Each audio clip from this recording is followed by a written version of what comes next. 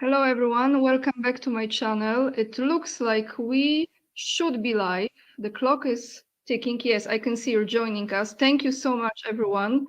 I have with me back again everyone's favorite, Andrei Martyanov. Welcome back, Andrei. My pleasure. Very, very grateful for your time. To follow Andrei, of course, most of you already know where to find him. His YouTube channel is already attached down below, as well as his blog. And this is, again, the best time to connect with Andrei. What I would like to start with is the latest, and I just came across this, this video. This is from the meeting that President Putin had with Alexander Lukashenko in Moscow. And I will play about 2 minutes long, I wouldn't say speech, but statement from President Putin in regards to this offer from United States and Ukraine about the ceasefire. So this is the latest, this is from today. It's not official statement, however, he said something about it. So then I will ask Andrei his opinion, his comments. So let's play this video for a moment.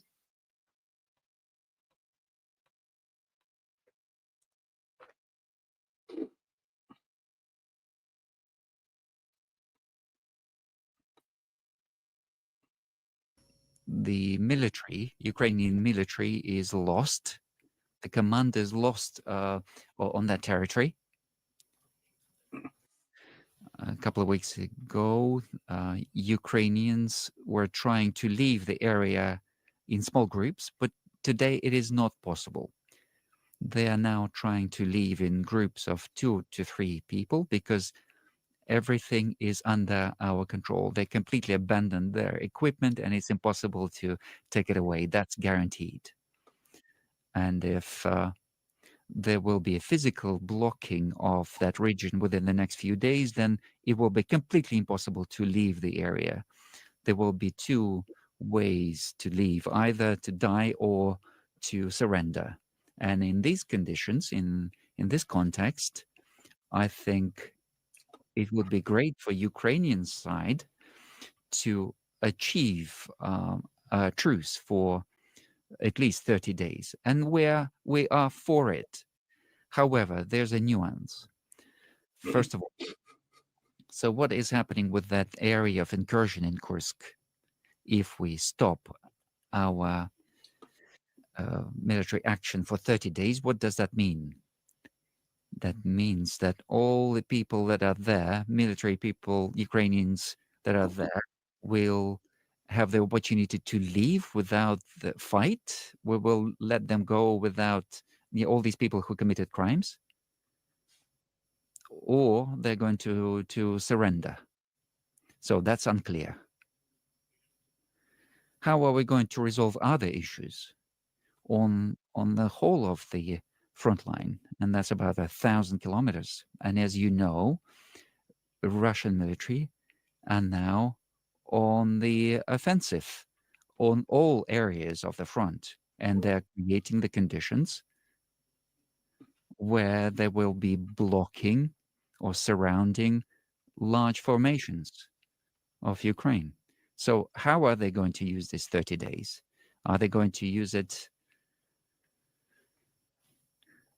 in order to continue the forced mobilization in Ukraine, in order to supply weapons to those areas, in order to newly mobilized units to undergo training, or none of this is going to happen? Then we have a question. How are we going to resolve the issues of control or verification? How can we be guaranteed that none of this is going to happen in the future? How are we going to control this? I think on the level of common sense, everyone understands this. This is a very serious question. Who is going to give orders to cease fire? And what is the value of these orders? Can you imagine about 2,000 kilometers? Who is going to determine who and where violated this agreement. That's an area of 2,000 kilometers. And then who is going to blame who? The violations of this agreement.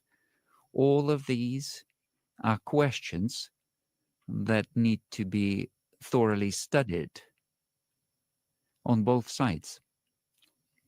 So the idea in itself is correct and we support it, but there are questions that need to be discussed. And I think we need to discuss this with our American partners. Maybe we need to have a call with President Trump and discuss this. But the idea in itself to stop this conflict in a peaceful way, that's something that we support.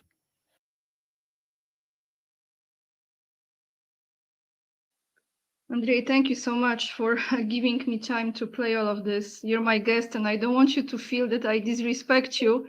But No. It's critical that you played that. Although the best way to play all 7 minutes of it, which that would be awesome. So let me ask you here, before you go into your perfect analyst, as you always do.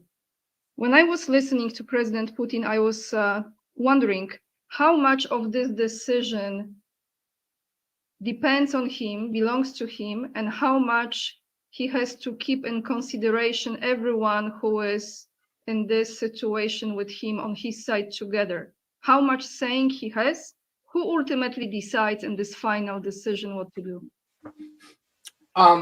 Yeah, as I already stated, the whole piece is 7 minutes, and it has to be listened in Russian because the translation actually sometimes doesn't convey things. Yeah, that's a whole other story because there was even the part where he mocks the whole thing. But the point is that it's Security Council. Obviously, he has the last word, but I mean, it's Security Council of Russia, which of course we know who those people are. Russians have no illusions whatsoever about the intentions of the American side. That is why he basically went and started asking questions, which American side, Washington, D.C. cannot answer. They just can't. They don't have answer to this. Because he essentially openly stated that this is all about saving the fate of, saving the armed forces of Ukraine, in Ukraine as such. And in diplomatic terms, he told the United States to go pound sand. And special military operation continues, and it will continue until the, all objectives are met. And that's the whole thing.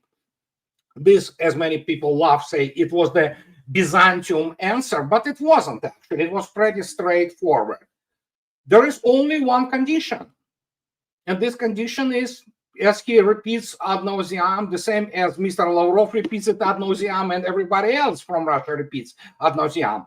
Any ceasefire is possible only when there are basically main objective of the special military operation is met, which is of course long-term, in historical long-term meeting of the Russia's security demands, and that means essentially neutral status for Ukraine, complete disarmament, and things of this nature, which of course 10 Trump administrations cannot deliver on that.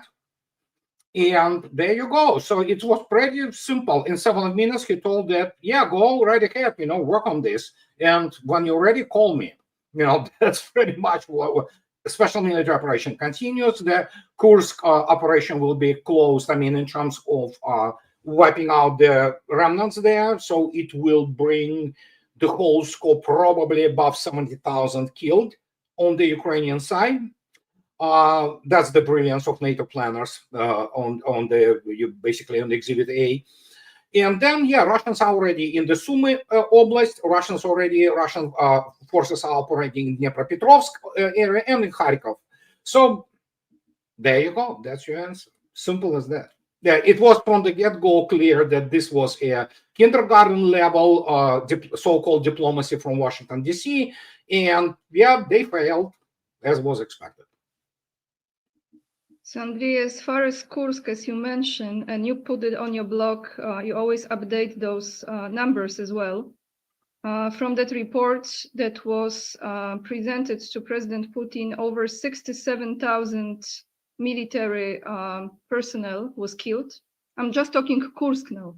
Yeah, just over Kursk, yeah. 7,000 military equipment, Andrei. And when I was listening to this is absolutely crazy, because overall, as he presented, I forgot the rank of the officer, he said 19%, almost 20% of the entire Ukrainian personnel was destroyed in Kursk, and more than 40% of Ukrainian military equipment was destroyed. This is massive failure. Now, you said this, and I want to tell you, I want to ask you, because as you always highlight the BS from every side, the Russia's position on this conflict ultimately is no NATO membership for Ukraine, non-deployment of foreign troops in Ukraine, international recognition of territories already occupied by Russia. NATO will not expand any further to the east. And there is a document that's, it's not the place to really respect. However, I want to ask you if this is legit, because in this document from, I don't know if this Washington Post, you know what we think about Washington Post, but let me find it a second where I have this. I have so many open here. Maria Zakharova, one second, right here. Okay, Andrei.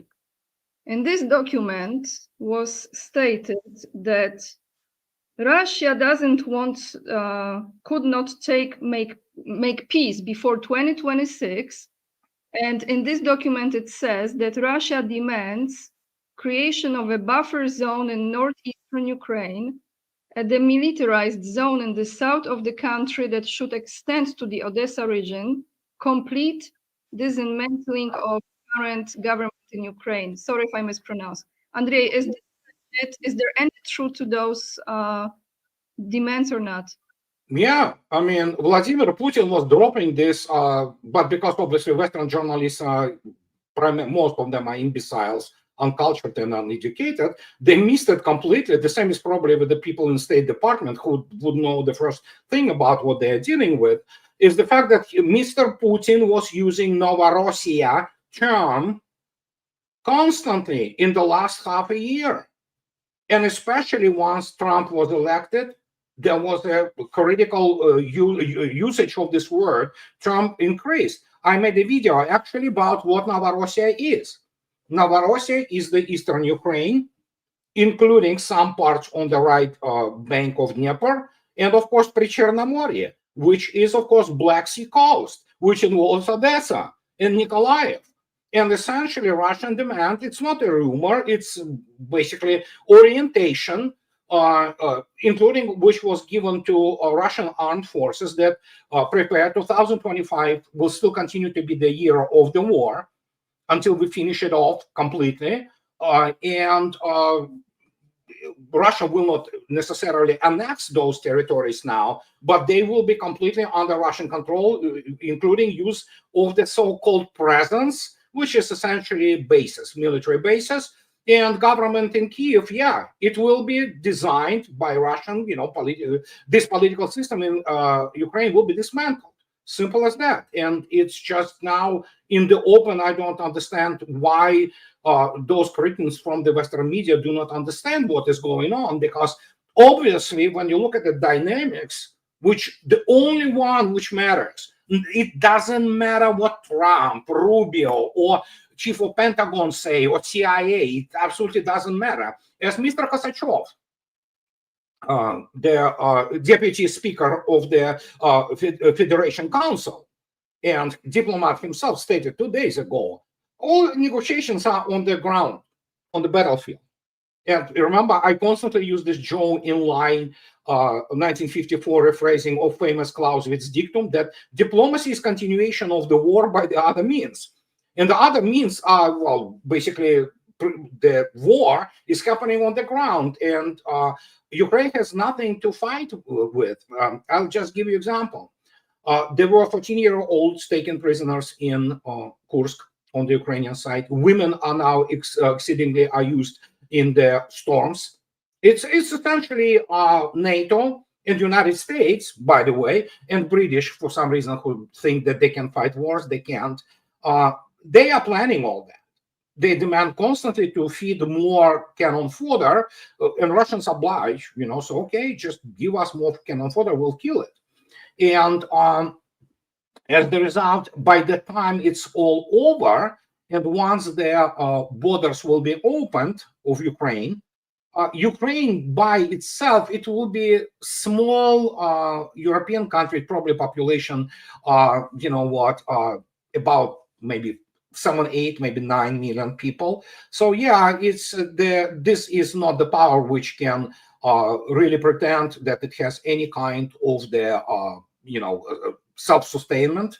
And that's the main objective. And somebody in basically what Trump was doing and his administration were trying to do two things. Because Trump is narcissist, we know that, and he wants to constantly project himself as he's winning. He's not winning, he is losing badly. And he made this war now his war. And they wanted to put this trap, like Rubio was repeating this garbage that, oh yeah, the ball is in the Russian corner. Russians don't care whose corner ball is, because the only thing which matters are the operations on the ground, period. Always did, always are, always do matter, and always will. And Russians are achieving their military objectives really well. So, and that's pretty much the situation. And there was a almost humiliating, what many people didn't understand. There were some issues which Putin likes to use the Russian, so to speak, street folklore, famous anecdote about, but there is a nuance, so, and I will leave it as such in this case, but there is also other thing, what many people didn't notice. He thanks Trump for getting busy with, trying to find a peaceful solution for that. And he mentioned him while mentioning also the other heads of state of BRICS, which of course could do nothing about Russian military objectives, trying to find the peace on their side. So that's pretty much tells you everything. But again, as I already stated, that only completely deluded people would have expected Russia to stop special military operation and agree to this garbage. So, and Russians don't care how they viewed in the West. Andrei, thank you so much for this. This is supposed to be my last question, but I will move it to ask this question now. Let's think in Chinese terms, okay? Let's think 500 years ahead, long-term thinking, like Chinese do. Let's say if you would be a special advisor on Russian affairs, any Russian affairs, to President Trump. Let's say it, you are. Let's imagine this is real. What would you advise him on rebuilding first, then stabilizing, and then strengthening and making this long-lasting relationship for generations to come between Russia and United States? Now, you cannot do that on the present economic and political system in the United States, because it is all about basically, neo-imperialism and, robbing people, essentially. Well, the United States needs to live too, and eat too. So, but he could have started it, it was totally within his, ability to completely stop the military aid to Ukraine. And again, I'm repeating here, Colonel Douglas McGregor, he spoke to Tucker about this 2 days ago, so, I mean, he could have done it, he didn't. So he now owns this war, and nothing could be done about it because there will, first, as I already stated, there is a huge ego issue of Trump here, and we know the guy cannot overcome it. He is, basically, in many respects, when he talks, I mean, he's hot air balloon pretty much, as much as I applaud some of his efforts on the domestic front. And secondly, I mean, keep in mind this thing. One of the reasons why this desperate PR move, which is kindergarten, it's childish, was because they tried to split Russia and China. They failed. And guess what? Economically and militarily, United States is a midget compared to the unified front of China and Russia. Just midget. I mean, they just are dwarfed, by the capabilities. And as a result, so what United States now has only what Europe to consume, which they will. And I understand, if I would have been a US president, that's what I would have been doing, consuming Europe, consuming in economic and military terms and things of this nature. And try to get things like, make Canada 51st state or get Greenland, things like that. You need to somehow address in the United States this horrendous issue of the national debt and inability now to meet the budgetary, essentially, requirements, because you basically begin to reissue money to serve this debt. United States cannot stop serving this debt, because once it stops, hyperinflation starts and the United States basically disintegrates. So there is a conundrum, and as a result, they had the chance, but they've been told, Russians, that, well, go work on it more. We are not interested. But Andrei, but I got this all. But what would you advise him now? Let's say you are the only person he would respect and listen to, with your experience, your background, who you are. What would you tell him, like one-on-one? I mean, just stop this thing. It's up to the United States to stop it. He should have stopped immediately, completely military aid, ISR, intelligence, surveillance, reconnaissance. Call Putin immediately, tell him, listen, I'm the new guy on the block. Everything, what was happening, it's not my thing. Well, actually, partially it is. But the point is that, let's kind of really reset and talk substance in terms of the European security. And the other thing, I would just simply probably quit NATO, for starters, But he will not do that. He cannot do this, as I already stated, by two reasons. First, one of his ego and obviously corporate interest in the United States, and the issue of China. And so as the result, doesn't matter what I essentially advise, under present political and economic system in the United States, this cannot be done. What could be done, as Mr. Lavrov stated to Larry and Judge Napolitano, even when we have the contradictions which are irresolvable, it doesn't mean that we have to go and fight each other. We have to find the modus vivendi, so to speak, and talk to each other, see how we can resolve at least peacefully. Other than that, that's the only way. Present United States, as it exists, with the American elites, several generations of American elites, highly uncultured, highly ignorant, highly uneducated, because it's basically their degree mills, basically, which produces them. So you cannot change them. And Trump essentially followed this path, and as I already stated, that was a good test. Oh yeah, we stop ISR, we stop military aid. 3 days later, he resumes it. There you go. The guy still thinks that he is the real estate shyster from New York, and he talks to New York real estate development. This is totally different. He learned some things in terms of his domestic policies, which some of his appointments indicate. Tulsi Gabbard, Kash Patel, But in terms of international relations, he was amateur, he remains amateur. And you cannot change it, because you need to have a new generation of serious scholars, which United States usually didn't have, which have to go through their basically educational facilities, which actually do not brainwash and make them ideologues, but educate them on the world outside and make real diplomats. The last real diplomat I saw in the United States was the esteemed ambassador Jack Matlock, which was still the good old, Bush senior administration. After that, everybody who was ever presented as the diplomat, it's a joke. I mean, American diplomacy doesn't exist as the craft.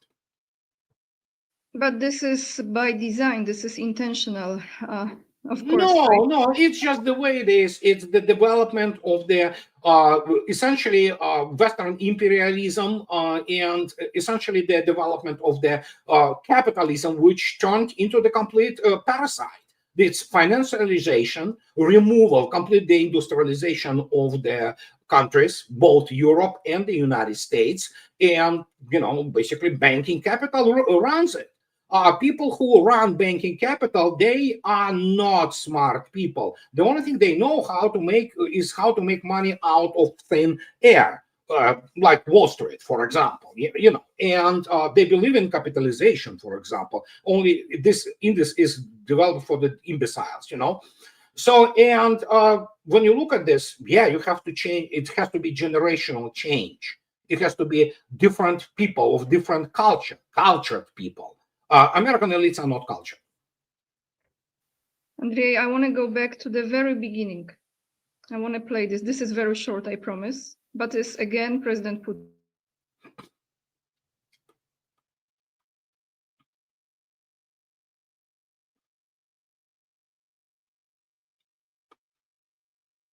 Народные республики Донбасса обратились к России с просьбой о помощи. Мною принято решение о проведении специальной военной операции.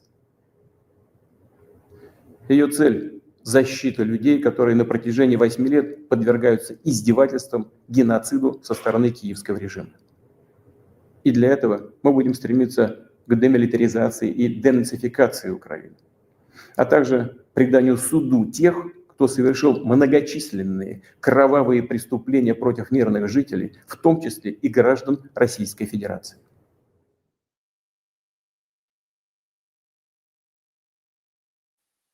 My question is, when President Putin or Russia will know that Ukraine is demilitarized, when they know it, and how he can ever be sure that it has been denazified? No, it's a generational thing. You need to completely destroy present educational system in whatever will be left of Ukraine.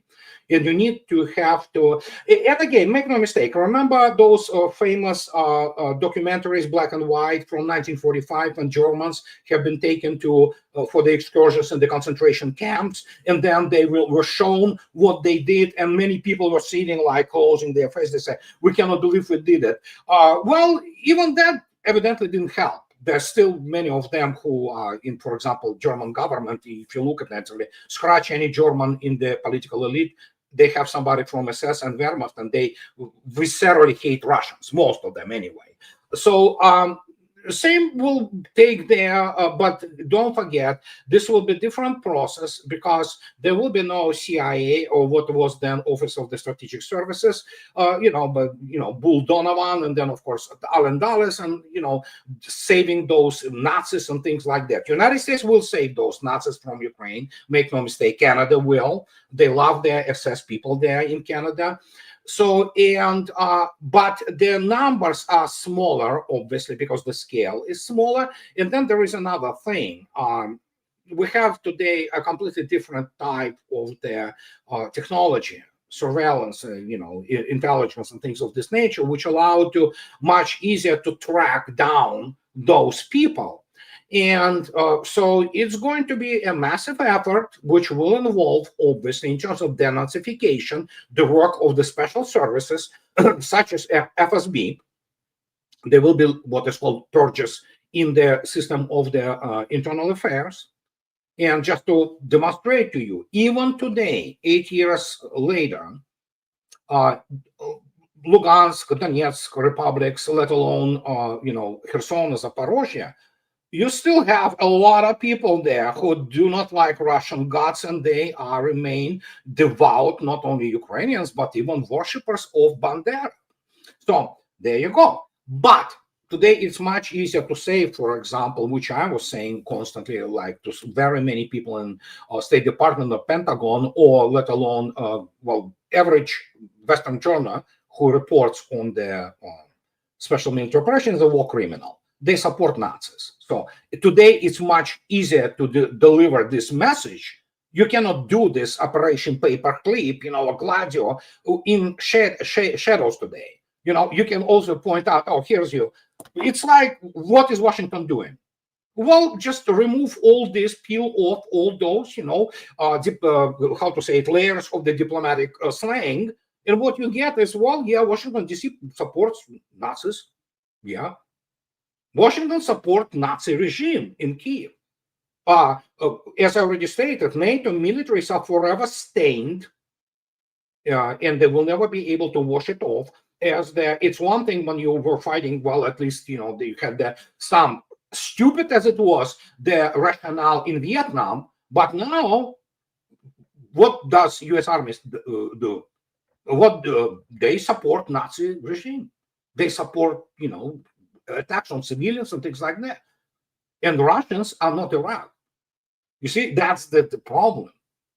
And as the result, we have this overwhelming body of evidence, which will be presented in earnest. Those tribunals are already working, but they will, you understand, once the military part is over, then the PR will start on those levels, which will require the full attention of the international community. And guess what?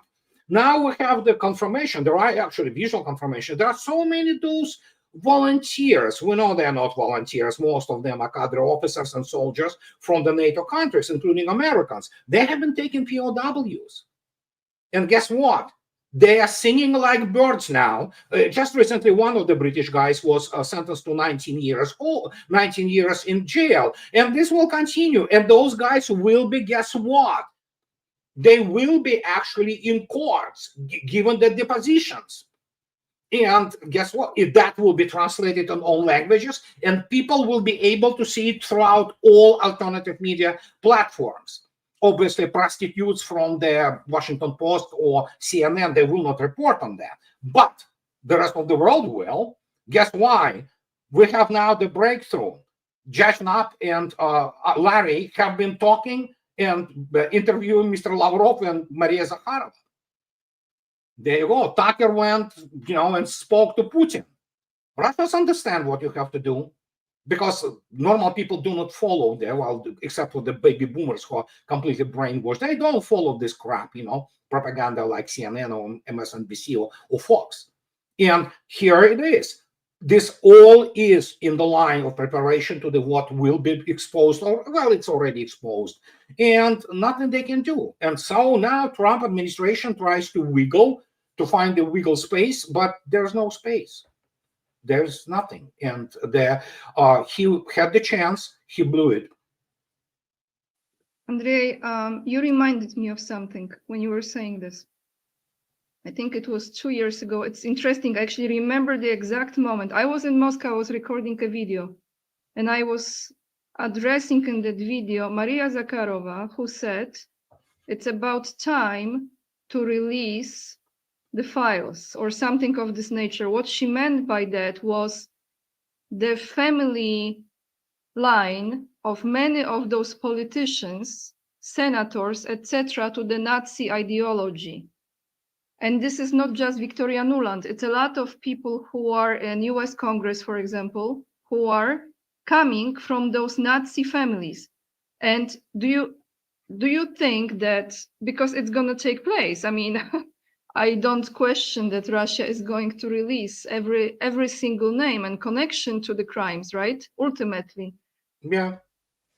Do you think there will be any reaction from American citizens to that? I doubt it, because still you have the ability to kind of spin it.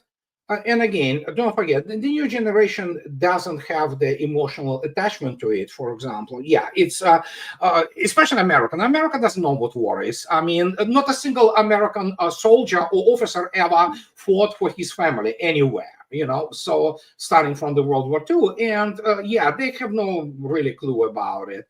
But there is a fact, let me put it this way. U.S. Army, as it exists today, was essentially shaped by Wehrmacht and Wehrmacht officers.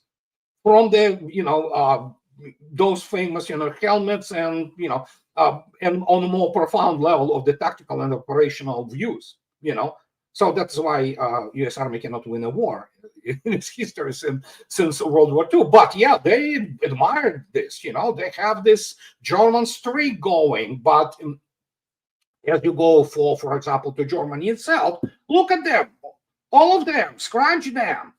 And then, Baerbock, oh yeah, I rethought my life in Germany. No, you have been Nazi, you remain Nazi. It's just that this time you're using not National Socialist terminology, you use the liberal fascism, which is essentially same totalitarian sect. Look at the von der Leyen, look at all them. Look at the Merz, whatever the hell. They all are from Wehrmacht and SS. You cannot scratch German. You have somebody who fought against Russians and they carried over this visceral hatred of Russia. They were never denazified.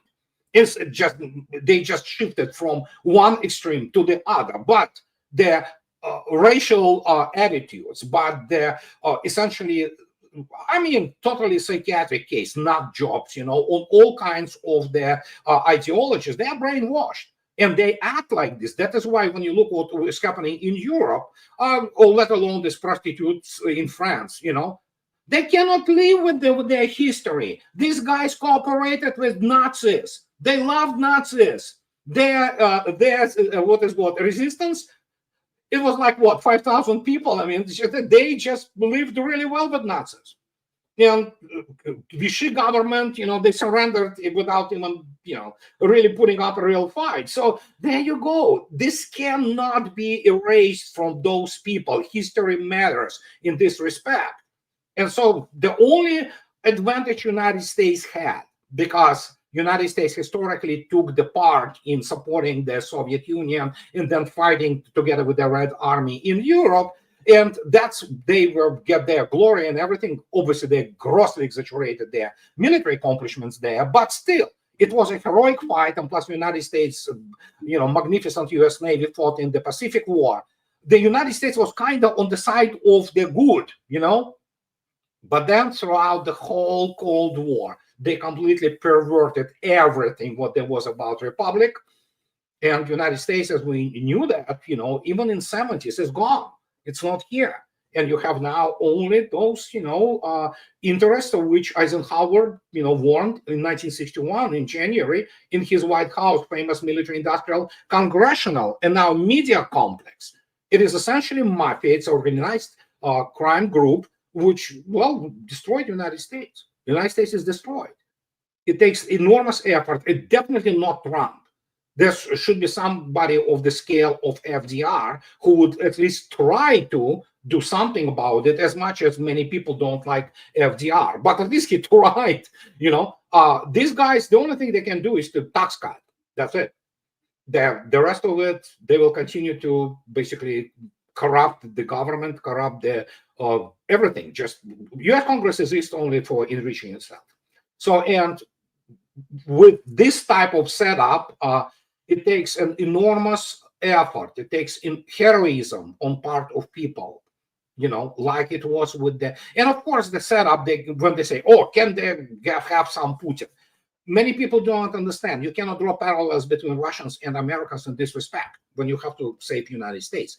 Putin was just the part of the larger block of people with honor and who understood how they have to save Russia. And they were primarily military intelligence people. We saw what U.S. military is. It's just basically about, it's not good. Andrei, you mentioned Führer von der Leyen, right? But let me ask you about this article. Acts of bestial cruelty committed by Ukrainian military were systemic. This is what Kursk governor says. I don't know how to pronounce his last name. Alexander Hinstein. Thank you so much. Sounds like German or something, but no, he is Jewish, but he's a great guy. Make no mistake. Okay. He is. Now, this is really bad, Andrei. I didn't know about this. It says that with regret, I must emphasize that these instances of absolute inhumanity and brutal cruelty exhibited by Ukrainian troops and mercenaries were not random. Andrei, there was a lot of like horrific things besides rapes, and this is very much, I was reading this, I was thinking about Volyn. Of course, it's not to that extent, but it's still horrific. How they gonna deal with those crimes? Because this is very recent. They cannot deal with that. I mean, no, Russia knows how to deal with it. And, they will be caught, they will be persecuted, or some of them, which is happening, they usually are eliminated on the spot. And good, because they, as Vladimir Putin stated yesterday, those who committed this, they have to be treated as terrorists. That means what? Annihilation and so. But this is what Pentagon, this is what CIA training is. Primarily, they distinguish themselves not by the operational brilliance, not by something. They distinguish themselves primarily, all those mercenaries, as barrier troops, as shooting in the backs of the retreating Ukrainians, cannon fodder, mass rapes, children used for target practicing by Ukrainians and mercenaries. So yeah, this is coming up. So this is great. This is good, great force for good. As I already stated, NATO armies are stained as war criminals, period, and nothing they can do about it. So, and this is a good tradition, essentially, So, and again, the more it goes, the more facts will be basically, mass rape, gang raping women and then killing them. That's just, it really reeks of Vietnam to me, And so, and as I already stated, there are many so-called mercenaries, which are really not mercenaries. Many of them are cadre officers with the, legend undercover, have been taken prisoners. They will be singing as birds. They will be making depositions. And what they committed, not only in Kursk, they were committing this all along, the front line, they were executing civilians. You saw yourself, for example, in one of what they do, they throw children into the cellar, close the door of the cellar and put the tripwire. So when the children come out, it explodes, the grenade explodes, children are killed. This is their fun, that's what they do for fun. They would torture people, especially, old people, and then execute them. So, but yeah, that's what it is. There is a very well, that's probably from Abu Ghraib, tradition. They would, for example, take Russian army POW and pour their what is called the concrete foam into the anus, and then leave the person to live with that. So yeah, it's all great. This is what they do. These are Nazis.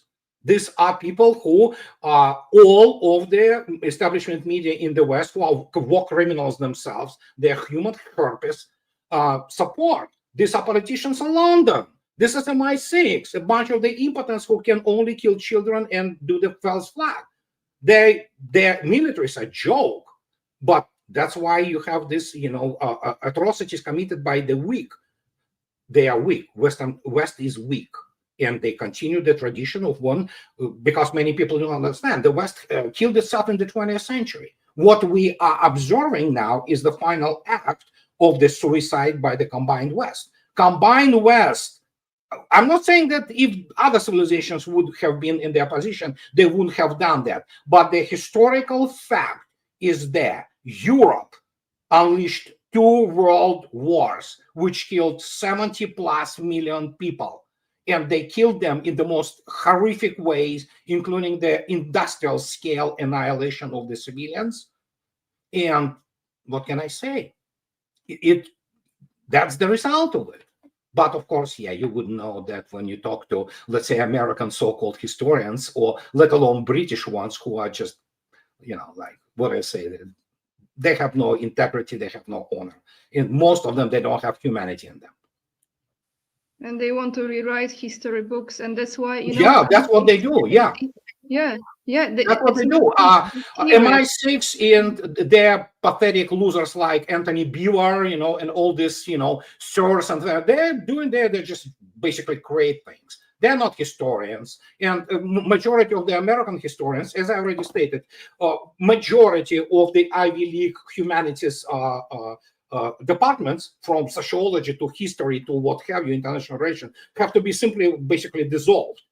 because they do not produce cultured and educated people. They produce brainwashed imbeciles who then go and work for CIA, they work for State Department and things of this nature. So yeah, it's complete collapse of all institutions who pretend to have the facade of some kind of the legitimacy, and that they produce some kind of, look at American diplomats. Look at them. They're a bunch of morons, essentially, who know nothing about the world outside. They think that if they learned a couple of languages, that they somehow are cool cats. No, they're not. So what can I say? But I really appreciate those things that you are saying about the crimes. It's not easy to hear it, Andrei, but I think it's important to verbalize it. Like you said, you describe it, and because people don't know. People really don't know. They are not seeing it. They are not being informed about it. It's hidden. I mean, of course, in certain areas, the Russian people know about it, right? But what I'm for majority of people who are really seeking the truth, they have to hear those things. And it's important to talk about it, because if we don't, then we minimize the scale of horrific crimes. Absolutely horrific crimes. And I keep on saying, but this year, this 80th anniversary of winning World War II, and it's so easy to forget, like, oh, just World War II, like it's just another war. No, that was one of the worst, if not the worst wars so far in human. It's a defining moment in the history of humanity. Many people do not understand what it is. It's defining moment. It's not inflection point. It's a completely new bifurcation point for the whole human civilization. And by the way, speaking of Poland, morons in Warsaw, it was Polish troops, 300,000 of Polish troops took part in taking of Berlin. Poles had the full right to march on the Red Square, as the allies. Well, guess what? They're not, And same goes for Americans, actually, and British. They burned all bridges, And so in this case, Russians will talk to the United States because they have to. It's two superpowers. They have to talk, It's better than not talking, And especially considering that, manifest military weakness of the United States. And but the Europe, I don't think so. Russians want to talk to Europe anymore. Russians do not want to talk to Europeans. The Europeans, who are normal people, are met in Russia with open arms. You know that. But the most of population of Europe, it always was Russophobic, but now it has a visceral hatred. And considering the fact that it's turning into the totalitarian concentration camp, they will be brainwashed. Another matter that if they want to commit yet another drag nach Osten, well, Paris, London, Berlin, and they will be turned into the parking lot. So it's just simple as that. It's much easier today to prevent that. And there you go. So let them play in their sandbox. But the talk between Russia and Europe is over. And again, Russians probably talk to United States with their noses, holding their noses. But it has to, modus vivendi has to exist between superpowers. Otherwise, we are facing the World War III. And that's pretty much it. That's the result. Western civilization, which started, as we know it, from the essentially Renaissance, then to the Age of Enlightenment, which shaped our world, is over. And especially when you look in Europe, it's over. It's nothing there. There's but maybe that's good, Andrei, because it has to collapse in order to be something new and better. So if this is not destroyed, you cannot build on this ruin, like in a way. Yeah, absolutely. You can't. But I want to play this again for you, because yesterday, yes, when I was watching that interview and you put it out on your, you mentioned it in your latest video about interview with Tucker Carlson and McGregor, Douglas McGregor. I want to play a part because I was literally thinking about you. I was listening to him and I was, well, first I'm thinking when Andrei is going to be interviewed by Tucker, that's another story. I would like to hear that because that would be something. Let's just, like, seriously, it's about time.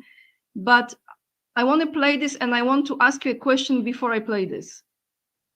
How close McGregor is to this, in this analysis of his about President Putin's position? I really want you to tell me, but this will be about 2-3 minutes, but it's really good clip. So let me play for the audience. Pardon my nose. Okay? I got something. Okay? No. Is it okay if I share? No, sure. I mean, Sure. Let me play 1 second. Okay.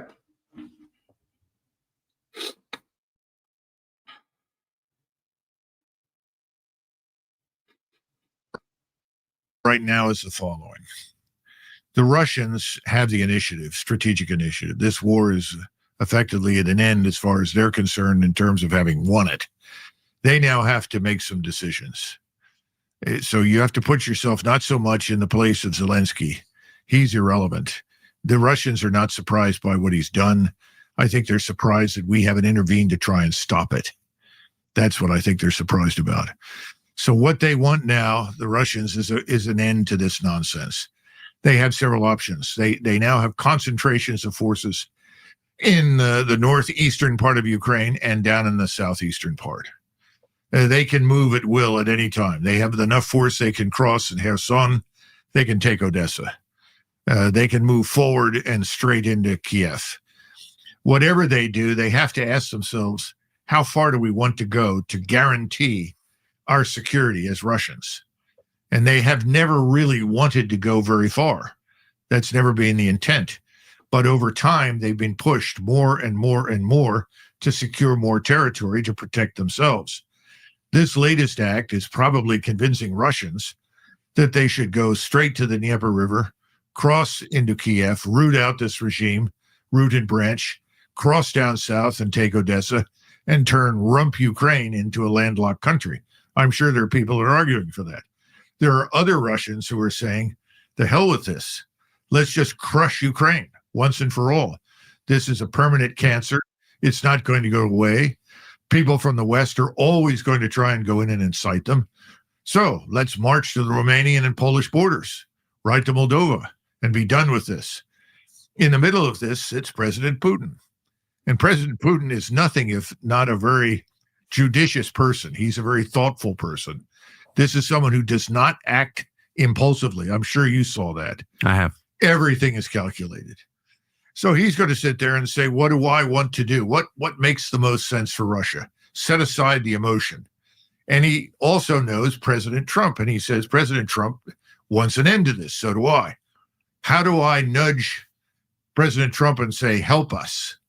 We want to end this just as much as you do. Help us a little bit. Can't you rid us of this man Zelensky and this little MI6 CIA-supported cabal that surrounds him? Can't you help us with this? But on the other hand, he's looking at his people and they're saying, don't depend on anything the West promises. Don't believe anything the West says. So march to the Dnieper, cross the river, end this once and for all. This is the decision point. It's a strategic inflection point in the history of Europe because you now have a Russian leader with the power, with the capability to do anything he wants. But this is a Russian who doesn't want to march west. He doesn't want to rule Ukrainians. He's not a fool. He knows those people don't want to be ruled by Russians. So it's a difficult position, but he has to end it. Well, Okay, yeah. thank you for listening to this. He's generally correct. What do you think? What do you think? He's generally correct. Essentially, stating or staking out, if you wish, two extremes on the position, which is not really extremes. Both positions which he describes among Russian elite are very close, essentially. Yeah, you can go, which is happening, to the Dnieper, all left bank of Dnieper, and then, of course, Novorossiya is formalized as the bunch of the, entities which are not ruled by Russians, but Russians have a strong presence in the political life that they can manipulate, and that eventually over some decade or two, they will, will get ripe to join Russia. That's possible. But he's absolutely correct. Many people do not understand how much Russians have in their reserve. There is around 700,000 combat-ready troops, not 250, as he says, ready to march anywhere they're told. But yes, he is correct. Russians do not want to deal with the Ukrainians. Or have you noticed not a single mentioning of the brotherly people anymore? In the last, at least couple of months. Nobody talks about the brotherly people when those brotherly people are essentially, support Nazis. They are not jobs, and that is why he correct. Russians do not want to rule them, but they have to deal with this cancer because the only thing they know is that MI6 and CIA, those people representing the countries which cannot fight real war, neither United States, let alone all those chihuahuas from Europe can fight real war. They don't understand how to persecute it because the whole military education is a joke. But the point is that, could Russia march to Kiev and change regime? Yes. But Russians are pretty comfortable right now with what amounts to Russians do sustain casualties, make no mistake. Russian soldiers get killed, Russian soldiers get maimed, and there are obviously, but when you look at the numbers of what happened to Ukraine and their armed forces, as I already stated, they have about 160,000 18 years old left. 18 years, 20 years, children, essentially. So, and they're already beginning to throw them in. Then they have women, of course. And some of them already have been taken prison and so forth. And, some of them have been, there is nothing worse than Nazi than a Ukrainian brainwashed woman. She will do anything. So, and how they were, Bandera own were doing what is called the flowers from children on the Polish, during Volhynia massacre, how they would do their bouquet out of the Polish children. This is the type of people. These are the CIA and MI6. So you understand now what kind of people run that. They are just not, there is nothing human in them, which you would expect. And so you don't think, sorry to interrupt you, you don't think from what McGregor said, those two sides that Putin is kind of in between, that's how he presented it, but don't you think that, do you think that Putin wants to go over Kiev and take over that, change that? No, not this way. Not this way. For now, Russia is pressing United States to do anything about it. If it's not successful, then yes, we may see all kinds of interesting developments. But again, Russia doesn't want Kiev. Russians do not want all those, territories on the right bank, on the west, because yes, McGregor is correct. A bunch of the population there, they don't want to be ruled by Russians. But the point is, how do you denazify the country? Yet it's that is exactly, thank you, reading my mind. That's what I was thinking. If you don't do that, how you guarantee that it's denazified? Well, you kill most of the population, men's population, which already happened. You essentially, basically what you do. And I understand it sounds horrendous, but this is what it is.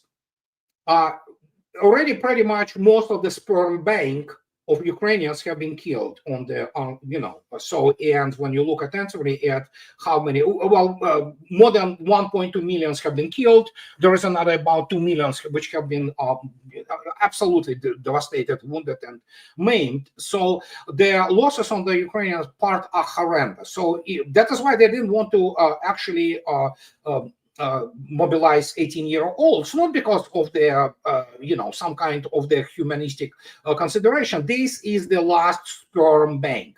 These are the last breeders in the Ukrainian, basically, nation. Because if you throw them in, then Ukrainians are over.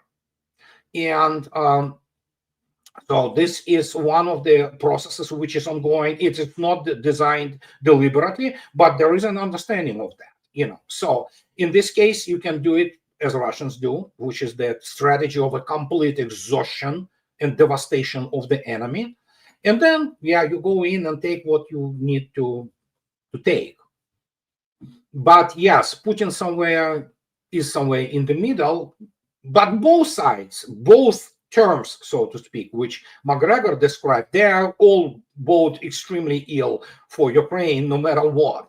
But as I already stated, if you take the part of the Novorossiya, and then the rest are turned into the practically dependent, vassalage of Russia, it may take generations or two. You need to change the education system, and then you have to root out, which is primarily the deal of the FSB and other counterintelligence services, including the internal affairs, to root out the rest of that, and Russians are very well acquainted with the issue of Banderites and neo-Nazis and the crime Khrushchev did by issuing amnesty to all of them.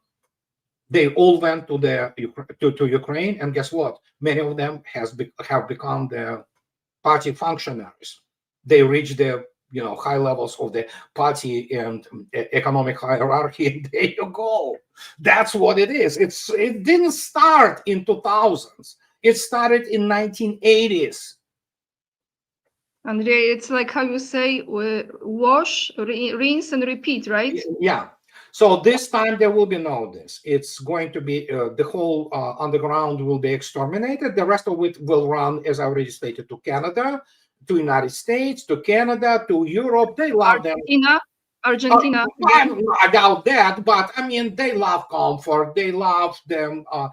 Europe will get a lot of those people, and good for Europe. Let them enjoy them, including those batches of weapons, which they, of course, sold already on the black market to the, for example, Mexican cartels and organized crime in Europe.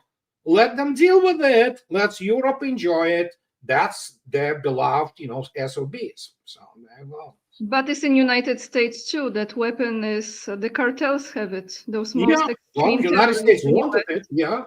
The cartels will have all those things, and they have now one brigade of the U.S. Army on the border. They will need way more than that, to guard the border. I know I'm professional in guarding the border, and not in an American way. That's why we have been armed to the teeth, So, it's going to take more than that. And yes, cartels are well stocked, and they can do probably some even operations on the American territory if they decide to. So it's a serious situation. Many people do not understand what have transpired and what. Trump actually wasn't against that when he was in his first term. And Biden administration did all it could to essentially destabilize the whole world and drive the country, the United States, into the ground, So, and we all live with the consequences of that. Andrei, we are 1 hour. Thank you so much for joining me today. As always, very grateful for your time and answering my questions. And I think we address a lot of important things today. Thank you so much, everyone, for watching. Make sure to hit the like. It's free of charge, and it helps more people to see the video and maybe a little educate them or present them a different side of the story. We have to share the news because we can actually, freedom of speech eventually, at least that. Thank you, Andrei. My pleasure. Bye-bye.